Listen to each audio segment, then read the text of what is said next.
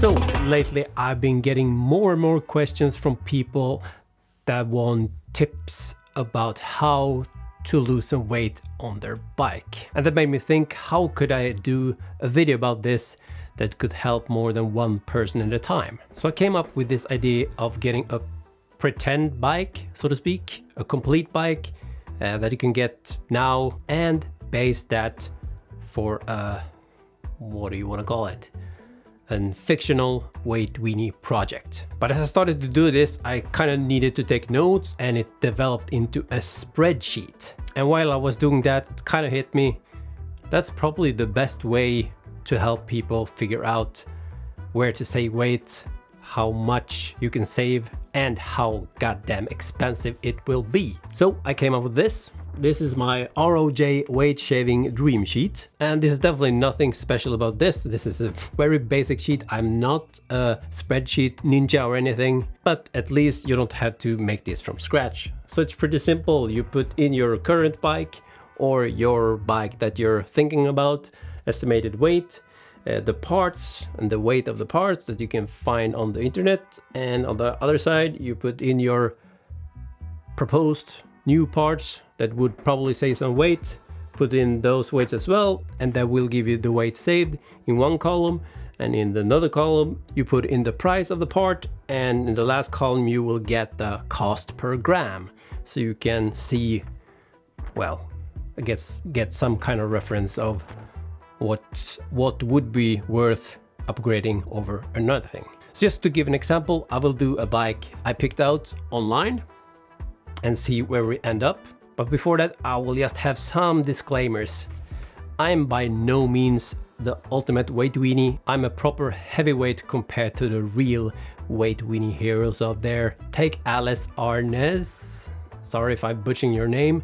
He's pretty much the top of the totem pole when it comes to weight saving. A lot of tuning, just amazing work. So definitely check him out. You won't regret it. Another thing that should be pointed out, because if I don't, I know I will receive a lot of snarky comments, and that is, if you think dropping 500 grams off your bike will suddenly make you Chris Froome or someone like that, snatching all those KOMs, you're probably wasting your money. If that is your main goal, getting a power meter, a personal trainer, indoor Swift setup, for example, is probably a much more logical investment for that specific goal.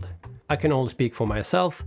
I just like messing around with my bike and see how light I can get it. It's kind of a fun challenge in itself. Number 3. Is that 3? Are we on 3? Number 3. It's not going to be cheap. There is very few budget-friendly alternatives in the weight weenie world, unfortunately. There are a few, of course, and I will probably mention a few in this spreadsheet. But in general, we have to accept that going light also means spending a lot of money, unfortunately. There are, of course, ways to tune stuff and other kind of hacks, but in general, getting new parts means spending money. Last but not least, I'm not sponsored by anyone. I will mention a bunch of different parts and even bikes that I haven't ridden at all, and it's not my endorsement of that part or bike. I don't particularly recommend you should do this. This is just to see where we would end up in this particular thought experiment. So, okay, let's get into this. All right, so hopefully there will be some stuff going up on the screen here so you can follow along. And like I said, check the spreadsheet link in the description and copy that to your own account and start messing around, or just follow along if you want to. So let's see, the bike I chose for this little fake weight weenie project is actually a Rose X-Lite 4 disc 105. So my thinking here is, if I would have gotten this bike, the first thing I would do, I would just ride this bike for whatever, a year or something, or 6 months, I don't know. You wouldn't really get this bike and then start putting all this expensive crap on it right from the beginning. Then it makes much more sense to just get the frame you want and then put the parts on. But you get what I mean, right? So this bike is equipped with basically a 105 group set, DT Swiss wheels. It's a pretty basic mid-range bike that's not too expensive. Actually, you get a lot for the money, to be totally honest. So Rose claims that this bike is only 7.4 kilos, plus or minus 5%. And I don't believe that for a second, to be honest, but since we can't verify this, I will just add that 5% out from the start, and then we will end up with 7.77 kilos. However, that is without pedals and ball cages. So we will add that as well, and I will just throw on some Shimano 105 pedals and my favorite ball cages because I just love them so much, and that's the Arundel mandible cages. And then we'll bring the bike up to 8 kilos and 85 grams. Of course, this is estimates. It shouldn't be taken too literally, but we need to work with some kind of numbers. So the first thing I always look at is the wheels. When you get this kind of a mid-range bike, usually you get pretty heavy wheels. And this is probably where you can save the most amount of weight. And the bike comes with the DT Swiss P7050 spline disc brake. And this seems to be kind of an OEM wheel set that you can't really buy separate. So I think the closest wheels comparable to this is a DT Swiss 1800 spline disc brake wheels. And those come in at 1655 grams. Not crazy heavy, but definitely not light. And here I could, of course, go with something like my extra light wheels, but I'm actually thinking of going with something a bit different, and it's the pretty new wheel set from Far Sports, the Fader, yeah, I think so. The Fader rims. These are the 30mm rims with carbon TI hubs, and they come in at a pretty svelte 1195 grams, and that will save me 460 grams just for the wheels. Luckily, they are not that crazy expensive either. Well, it's all relative, I guess, but for that kind of weight, it's only $1,080. And the cost per gram would, in that case, be $2.41. The bike also comes equipped with Continental GB5000 tires in the 25 width, clinchers that comes in at 225. And here, since it's my bike, I'm actually going to add a few grams because I want tubeless and I want bigger than 25 for sure. And what I ended up with here is the Panaracer Race A Evo 28 TLC, which comes in at 240 grams. So I actually added 15 grams. And the reason I didn't go with the Continental GP5000 tubeless tires is because the 28mm tubeless version is 315 grams. Nope, that's not happening. So since the original tires were clinchers, we can take out those inner tubes, and those are probably, I'm just guessing here, probably a standard Continental tube that's about 100 grams a piece. And we will replace that with sealant and rim tape. And I'm just guesstimating this around 150 grams. So that will be about 50 grams saved, tubes versus tubeless sealant and tubeless tape. Okay, so I realize this is gonna be a long video if I'm going to go this slow. So let's speed this up a bit. Disc rotors. The disc rotors that comes with the bike is the SMRT70, both 160mm front to back. For both discs, that will be 266 grams. I will swap this out for the XTR 160s because I don't actually think you can fit 140s on this particular frame. And the XTR's two discs will be 216 grams. That's another 50 grams saved. Cost per gram is $1.2524. Then crank. The crank set is the 105 5236, and that is 743 grams. We will swap that for the Dura Ace crank because I think this frame only takes 24mm spindles. Or should I say, I think it's made for the BB86 bottom bracket. So I don't want to put a 30mm spindle in a BB86 frame. There are BBs that you can do it, but I don't think that's a very good idea. Could ask Hambini as well what he thinks.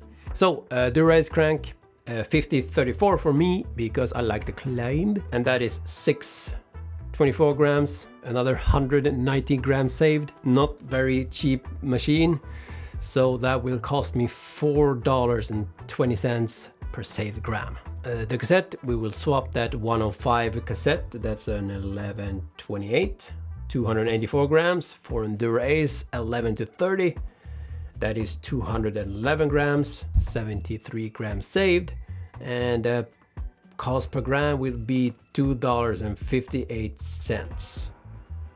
Yeah, so for actual group set, I will actually swap the 105 mechanical group set for Dura-Ace Di2, because Di2 is probably the best upgrade I ever did on any bike. I just love Di2. I want Di2 on my bike.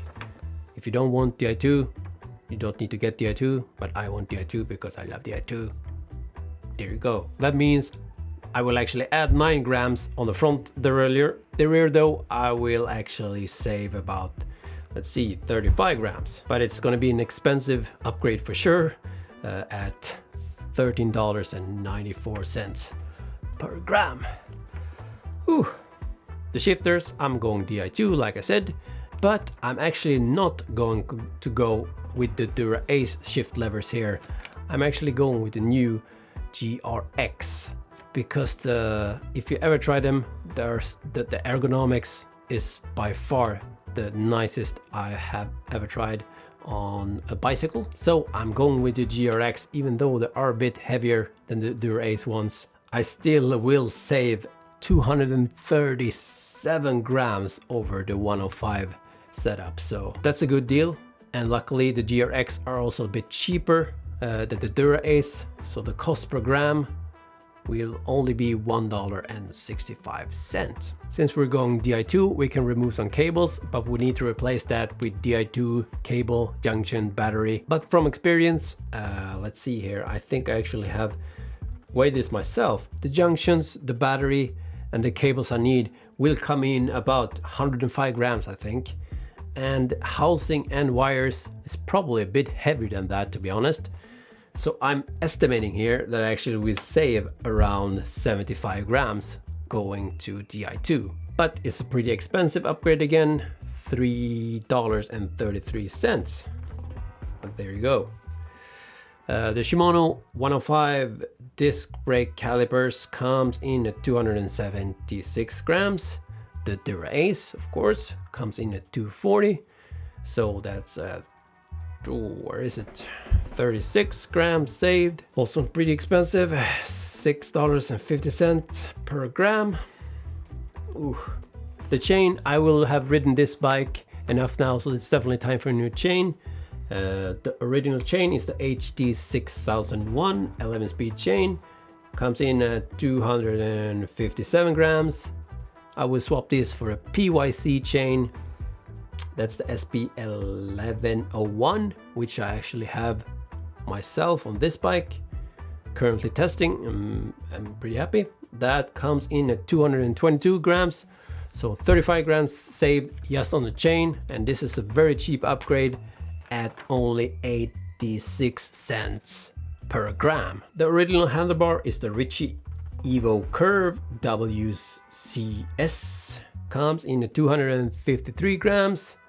And I was looking around here what to do, but in the end I just like my current bar so much. I'm going with the 3T Super Gaia,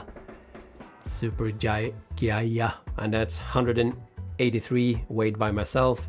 That would be 70 grams saved. It's pretty expensive though, at $5 per gram. The original stem is a Ritchie WCSC 220 stem.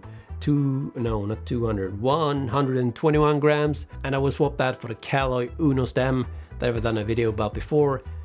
Put some TI bolts on that. I think you can find that like deal for 35 bucks or something like that, and that will give me what, not too much actually, but at least 18 grams saved, $1.94 per gram. The original Sella Italia saddle SLR Flow, 195 grams. There's nothing else for me than the Berg Lupina, and that's a whopping 95 grams saved, $2.47 per gram. Whew, almost there. Seat post, Ritchie, Carbon Link, Flex Logic, blah blah blah, 181 grams.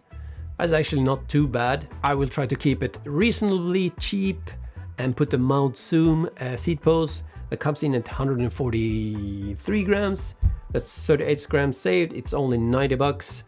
Well, only, but it's $2.37 per saved gram there. You can of course go with the Darimo seat post. That's going to be a lot more expensive, but another 40-ish grams saved there if you want to. The pedals, I've been running my imaginary 105s now for a while, and I definitely want something lighter. I decided to go with a Look Keo Blade Carbon with a titanium spindle that comes in at 190 grams for the pair. Ooh, nice. 75 grams saved over the Shimano 7000 pedals. Not cheap though. Will be $2.93 per saved gram. Estimated total weight saved is 1,422 grams, which brings the estimated bike weight complete with pedals at 6.643 kilos or 6,643 grams, which is a pretty goddamn brilliant weight for this brake bike. I actually don't think it will be exactly this light. Feels a bit too good to be true, but hey, it's a good starting point just to get an idea of where we can go. The complete cost for all these upgrades would be $4,627. So it definitely doesn't make sense to buy this bike and just upgrade everything at once. I think you should look at this more at the long game. Me personally, I've done this step by step over many years, but seeing the total figure like this, it's kind of crazy. But hell, it's only a thought experiment, right? So again, check the link to the spreadsheet and you can just put in your own bike and your own competence you want to change and see how much you could save or how much it would cost to save. What do you think? Whew, I think I need to lie down. Funny thing though, I did actually a one bike conversion on the same bike, and it actually came out heavier than the 2x version. So there you go, 2x for the win, I guess. Catch you in the next one. Peace.